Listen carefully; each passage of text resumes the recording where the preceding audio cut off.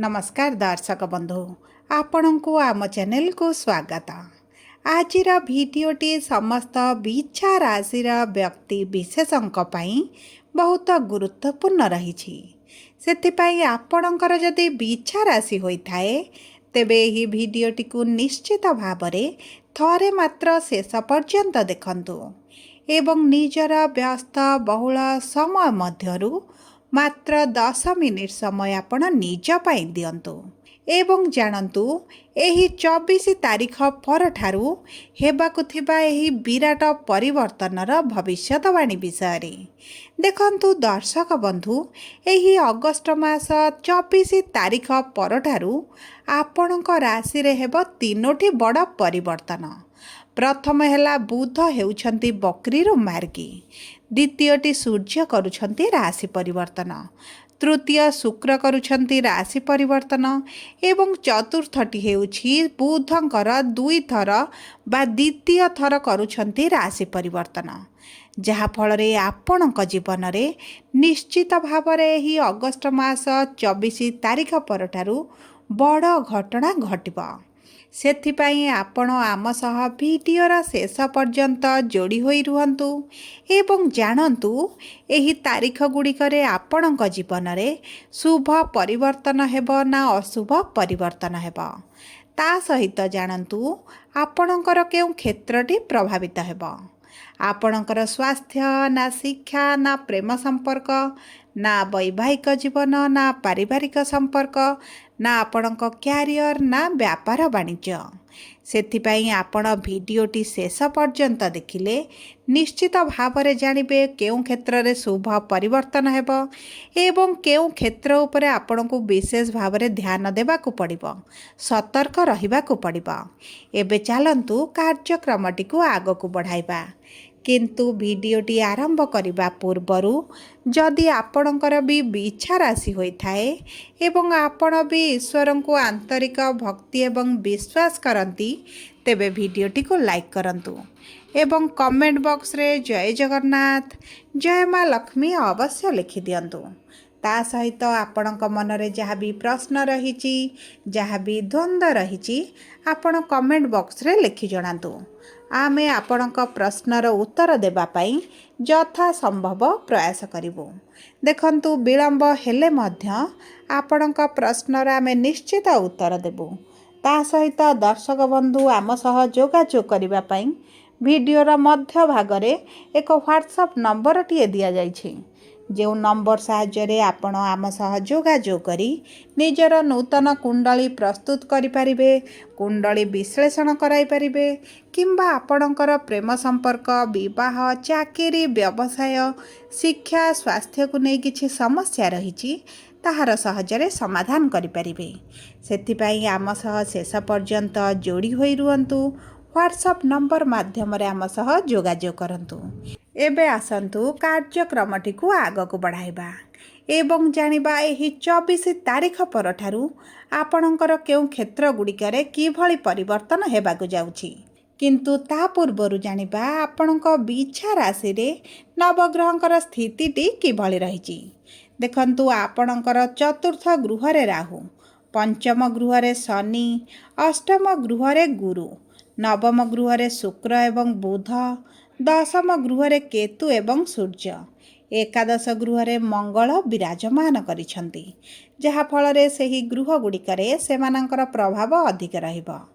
तेबे सर्वप्रथमे आसंतु जानिबा आपणकर स्वास्थ्य किभଳି रहिबो।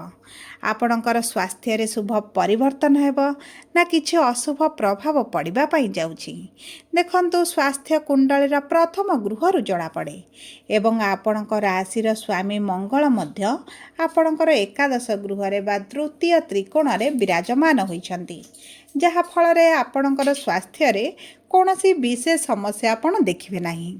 जदि भी पूर्वरु आपणक स्वास्थ्य रे किछि समस्या चलिथिला आपणकर ताहा धीरे धीरे कमिबा आरंभ हेबो, आपण उपशम पाइबे एवं देखंतु आपणक षष्ठ गृह रोगर स्वामी मध्य होउछंती मंगल, जिए उच्चरे अछंती त्रिकोण रे अछंती एवं आपणकर जदि पूर्वरु किछि स्वास्थ्य समस्या रहितिला କିମ୍ବା ଆପଣ କୌଣସି ରୋଗରେ ପୀଡ଼ିତ ଥିଲେ ସେଥିରୁ ଆପଣ ଧୀରେ ଧୀରେ ଉପଶମ ପାଇବେ।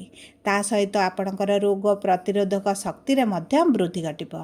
ସୂର୍ଯ୍ୟ ଯେହେତୁ ଆପଣଙ୍କର କେନ୍ଦ୍ରକୁ ଗୋଚର କରୁଛନ୍ତି, ଆପଣଙ୍କୁ କୌଣସି ଋତୁକାଳୀନ ସମସ୍ୟା ହେବାର ସମ୍ଭାବନା କମ୍ ରହିଛି। ଯଦି ବି ଆପଣଙ୍କର ପୂର୍ବରୁ ଜ୍ୱର, ଝାଡ଼ା, ଥଣ୍ଡା, ଖାସ କିଛି ବି ଛୋଟ ଛୋଟ ସମସ୍ୟା ଦେଖାଯାଉଥିଲା, ସେଥିରୁ ଆପଣ ଧୀରେ ଧୀରେ ଆରାମ ପାଇବେ। କିନ୍ତୁ ଆପଣଙ୍କର ଗୁରୁ ଯେହେତୁ ଅଷ୍ଟମ ଗୃହରେ ଅଛନ୍ତି ଏବଂ ଅଷ୍ଟମ ଗୃହକୁ କୁଣ୍ଡଳୀର ଶୁଭ ବୋଲି ମନାଯାଏ ନାହିଁ, ତେଣୁକରି ଆପଣଙ୍କ ଖାଦ୍ୟ ପାନୀୟ ଉପରେ ଆପଣଙ୍କୁ ବିଶେଷ ଭାବରେ ଧ୍ୟାନ ଦେବାକୁ ପଡ଼ିବ। ନଚେତ ଖାଦ୍ୟ କିମ୍ବା ପାନୀୟ ଜନିତ ସଂକ୍ରମିତ କିଛିଟା ସମସ୍ୟା ଆପଣଙ୍କୁ ଦେଖାଦେଇପାରେ। ସେଥିପାଇଁ ନିଜ ଖାଦ୍ୟ ପାନୀୟ ଉପରେ ଅଧିକ ସଚେତନ ରୁହନ୍ତୁ।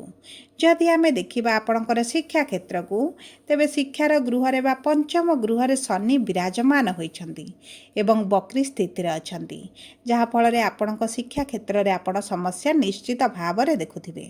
ପୂର୍ବରୁ ଯଦି ଆପଣଙ୍କର ପାଠ ପଢ଼ିବାରେ ମନ ଲାଗୁନଥିଲା କିମ୍ବା ଶିକ୍ଷାରେ କିଛି ସମସ୍ୟା ଆସୁଥିଲା, ତେବେ ଦେଖନ୍ତୁ ଶନି ଯେହେତୁ ଆପଣଙ୍କ କୁଣ୍ଡଳୀର ପଞ୍ଚମ ଗୃହରେ ଅଛନ୍ତି, ଆପଣଙ୍କୁ ଶିକ୍ଷା ସମ୍ବନ୍ଧିତ କିଛି ନା କିଛି ସମସ୍ୟା ତ ନିଶ୍ଚିତ ଭାବରେ ଦେଖାଯିବ।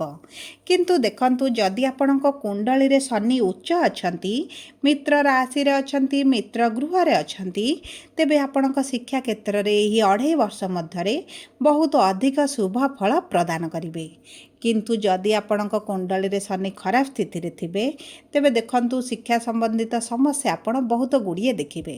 ପରିଶ୍ରମ କରିବା ସତ୍ତ୍ୱେ ମଧ୍ୟ ଆପଣଙ୍କୁ ଏତେ ଶୁଭ ରେଜଲ୍ଟ ମିଳିବନି, କିମ୍ବା ଆପଣଙ୍କ ମନପସନ୍ଦର କୋର୍ସ ହେଉ, କଲେଜରେ ଆଡ଼ମିସନ୍ ହେଉ, କିଛି ନା କିଛି ଆପଣଙ୍କର ବାଧା ବିଘ୍ନ ସମସ୍ୟା ଆପଣଙ୍କର ଆସିବ।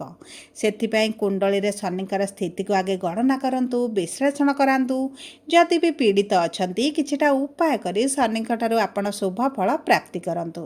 କାରଣ ଆଗାମୀ 2.5 ବର୍ଷ ପର୍ଯ୍ୟନ୍ତ ଶନି ଆପଣଙ୍କ ଶିକ୍ଷାର ଗୃହରେ ରହିବେ, କିଛି ନା କିଛି ସମସ୍ୟା ସବୁବେଳେ ସୃଷ୍ଟି କରିବେ। ସେଥିପାଇଁ ଆପଣ ଆରମ୍ଭରୁ ଯଦି କିଛିଟା ଉପାୟ କରନ୍ତି, ତେବେ ଆପଣଙ୍କର ଆଗାମୀ 2.5 ବର୍ଷ ଏତେଟା ପୀଡ଼ିତ ହେବ ନାହିଁ। ଯଦି ଆମେ ଦେଖିବା ଆପଣଙ୍କ ପ୍ରେମ ସମ୍ପର୍କକୁ, ତେବେ ପ୍ରେମ ସମ୍ପର୍କ ମଧ୍ୟ ଆପଣଙ୍କ ପଞ୍ଚମ ଗୃହରୁ ଜଣାପଡ଼େ।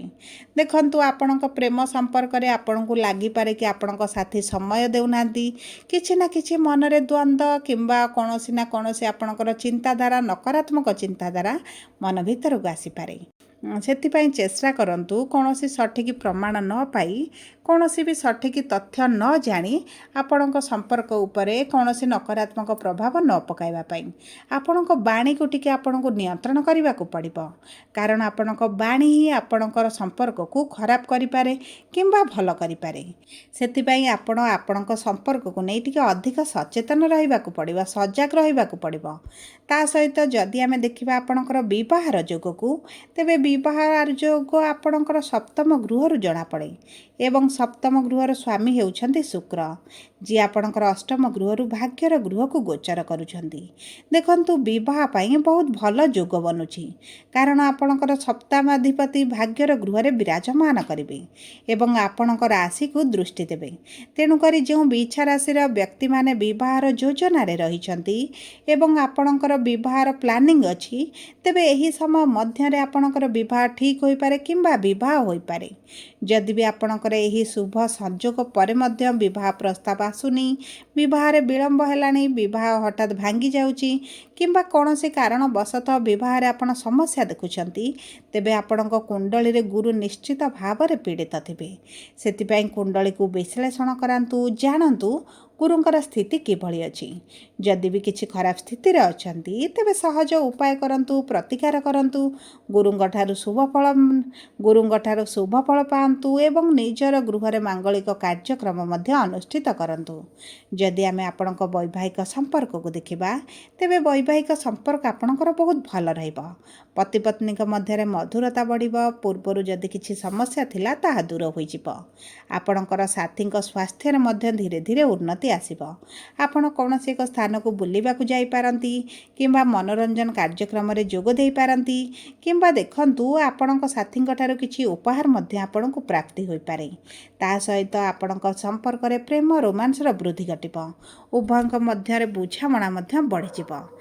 ଯଦି ଆମେ ଆପଣଙ୍କର କର୍ମକ୍ଷେତ୍ରକୁ ଦେଖିବା, ତେବେ କର୍ମର ଗୃହକୁ ସୂର୍ଯ୍ୟଙ୍କର ଗୋଚର ହେଉଛି।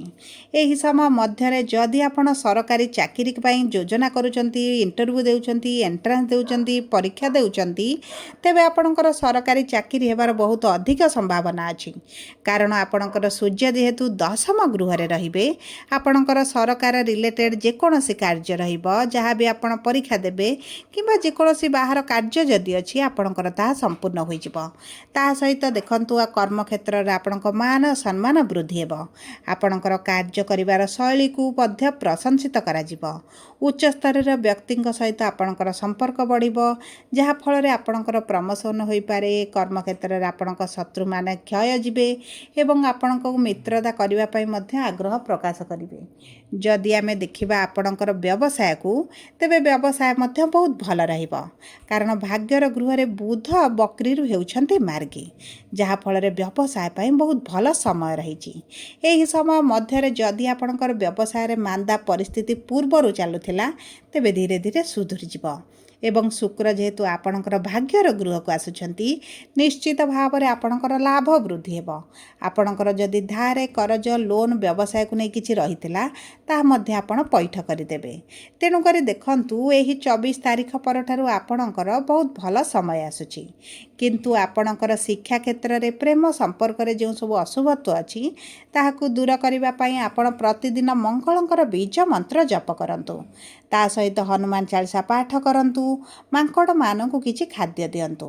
ପ୍ରତି ମଙ୍ଗଳବାର ଦିନ ଏବଂ ଶନିବାର ଦିନ ହନୁମାନଙ୍କ ମନ୍ଦିରରେ ସିନ୍ଦୁର ଦାନ କରନ୍ତୁ। ଏହା ଆପଣଙ୍କୁ ବହୁତ ଅଧିକ ଶୁଭ ଫଳ ପ୍ରଦାନ କରିବ। ଯଦି ଆପଣଙ୍କର ବିଛା ରାଶି ହୋଇଥାଏ, ଭିଡ଼ିଓଟି କିଭଳି ଲାଗିଲା କମେଣ୍ଟ ବକ୍ସରେ ଲେଖି ଜଣାନ୍ତୁ। ଯଦି ପ୍ରଥମ ଥର ଆମ ଚ୍ୟାନେଲକୁ ଆସିଛନ୍ତି, ଚ୍ୟାନେଲଟିକୁ ସବସ୍କ୍ରାଇବ୍ କରନ୍ତୁ।